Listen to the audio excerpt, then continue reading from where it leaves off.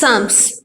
It is a collection of Jewish religious songs used for the purposes of supplication, praise, thanksgiving, lamentation, etc. In other words, it contains 150 Jewish prayer songs expressing various human emotions and needs. In Hebrew, the book of Psalms is titled as Tehillim, which means praises. The word Tehillim is derived from the verb halal, from which we have the word hallelujah, that is, praise Yahweh. This diverse collection constitutes a profile of Old Testament theology spanning from the time of David.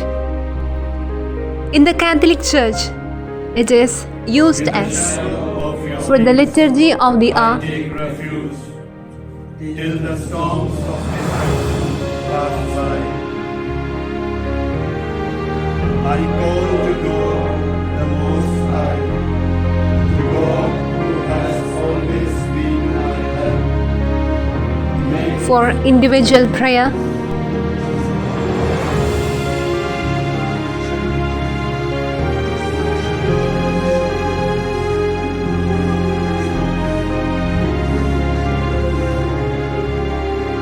in the liturgy,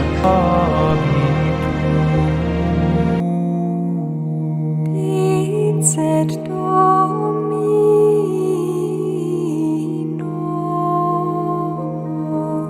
Today we are going to have a close reading of Psalm 131.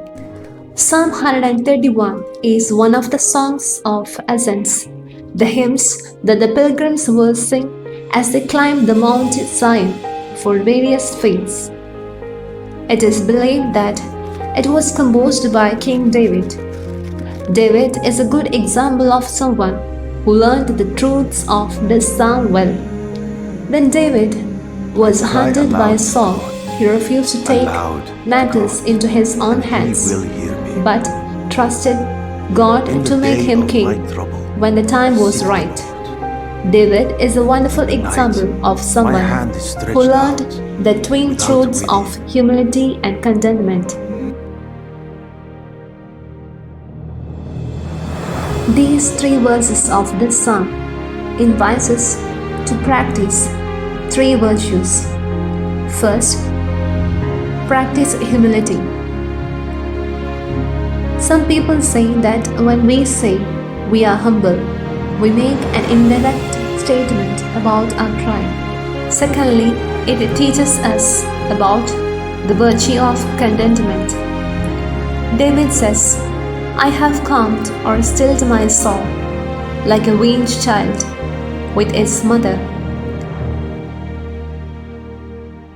Thirdly, it introduces us how to live in hope. David concludes with an exhortation to his own people, calling them to hope in the Lord. Hope is an act of waiting for the fulfillment of a promise. Hope keeps our hearts alive. A hope-filled heart is contented with everything. Yes, do we feel like a child today?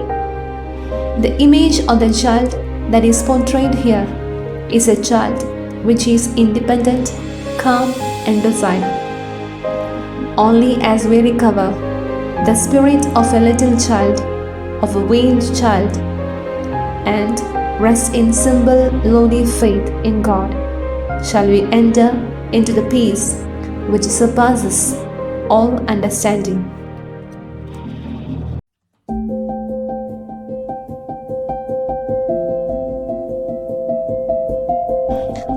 O Lord, my heart is not lifted up, my eyes are not raised too high.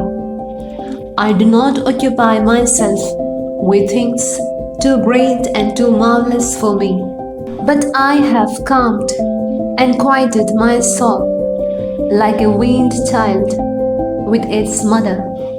Like a weaned child is my soul within me.